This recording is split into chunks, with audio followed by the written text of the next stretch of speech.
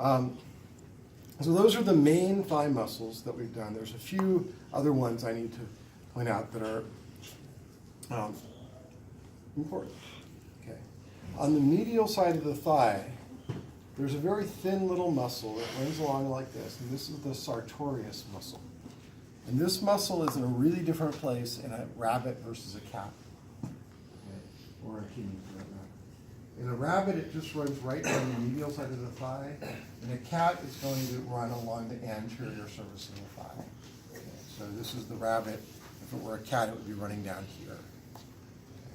And that muscle is called sartorius because in people, it crosses the front of the thigh from the ilium across like this kind of little band here, and it acts to flex the hip, to laterally rotate the leg, and to flex the knee.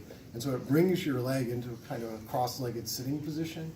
And apparently tailors used to sit on the floor with their legs crossed and do their sewing, and sartor in Latin means tailor. So this is the tailor's muscle, sartorius. That's how it got its name.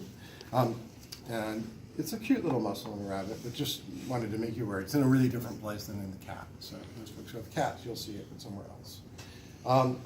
Then there's this big, broad, but thin muscle that lies on the inner surface of the thigh that I peeled back before for us to see the hamstrings. And that's a very graceful muscle. It is called the gracilis, exactly. And that's coming from the pelvis, going to the tibia, acting as an adductor of the thigh. If we flip that back, in addition to the hamstrings that we already saw, there are a whole group of muscles that are the adductor muscles. And we're just learning them as adductors. There's the adductor femoris, adductor longus, etc., but we're just going to call them adductors. And that's these muscles that sit in here. Okay. And then there's a little tiny muscle right up at the cranial end of the adductors, and that's the pectineus. That's this little guy here.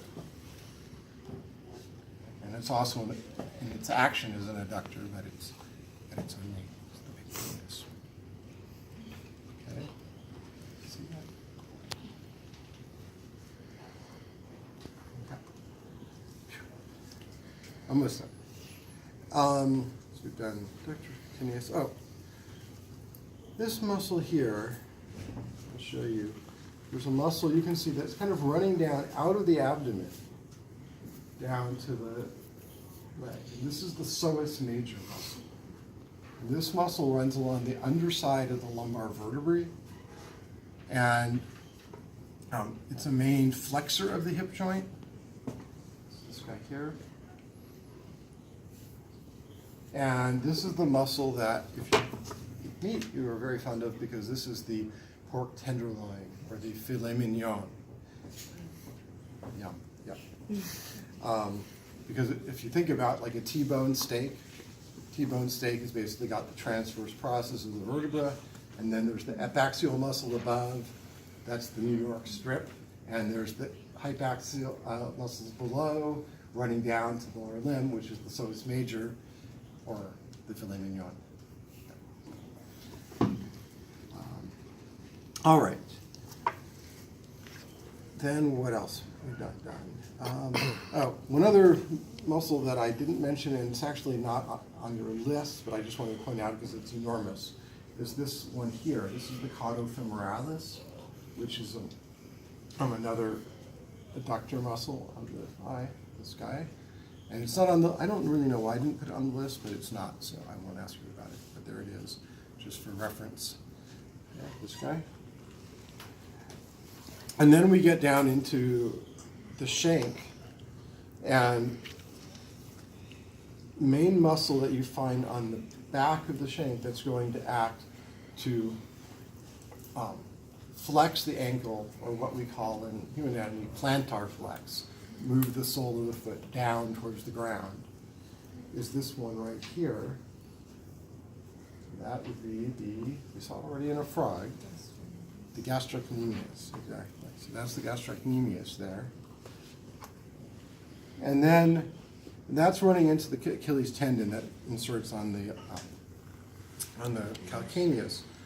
There's a deeper part of it that you can't really see well from the lateral side, but you can from the medial side, and that's the soleus.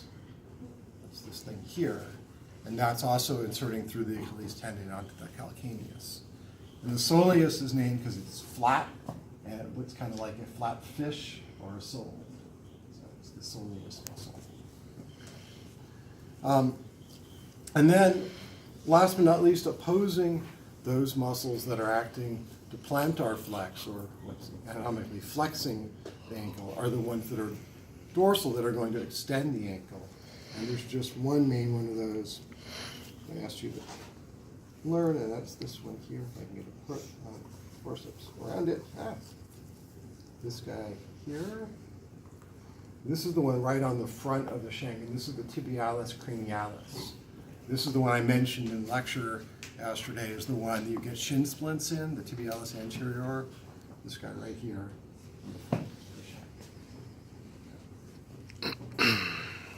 And that, I believe, is everything.